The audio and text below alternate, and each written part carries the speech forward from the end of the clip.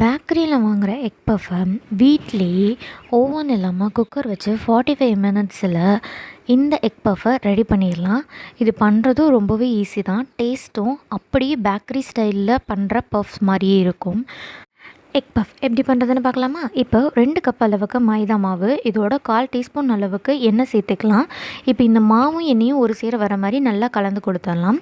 இப்போது நான் 1 கிளாஸ் அளவுக்கு வார்ம் வாட்டர் இதோடு சேர்த்து நல்லா இதை மிக்ஸ் பண்ணிக்கிறேன்.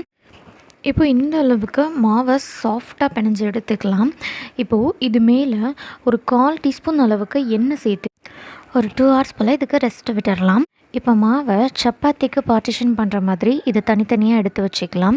இப்போது ஒரு கடாயில் 1/2 டீஸ்பூன் அளவுக்கு எண்ணெய், 1/2 டீஸ்பூன் அளவுக்கு சோம்பு, இதோட ஒரு பெரிய வெங்காயத்தை நறுக்கி இதோடு சேர்த்து நல்லா கலந்து கொடுத்துக்கலாம்.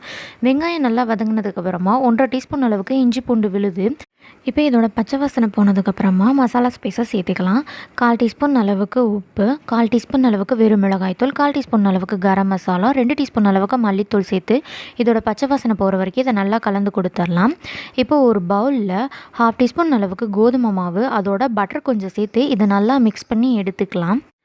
இப்போது பஃப்புக்கு தேவையான ஸ்டஃபிங் ரெடி ஆகிடுச்சு. பாயில் பண்ண எக்கை இந்த மாதிரி கட் பண்ணி எடுத்துக்கலாம். இப்போ நம்ம உருட்டி வச்சுருந்த மைதா உருண்டைகளை இதோட சேர்த்து நல்லா ஸ்ப்ரெட் பண்ணி தேய்ச்சி கொடுத்துக்கலாம்.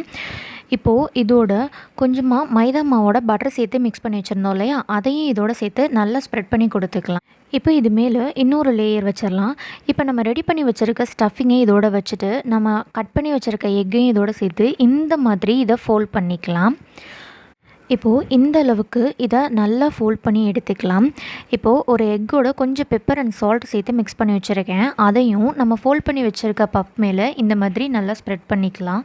குக்கரில் கேஸ்கட் அண்ட் விசிலை எடுத்துகிட்டு ஒரு 45 மினிட்ஸ் லோ ஃப்ளேமில் வச்சு குக் பண்ணால் நம்மளோட சூப்பரான எக் பஃப் ரெடி ஆயிரும்.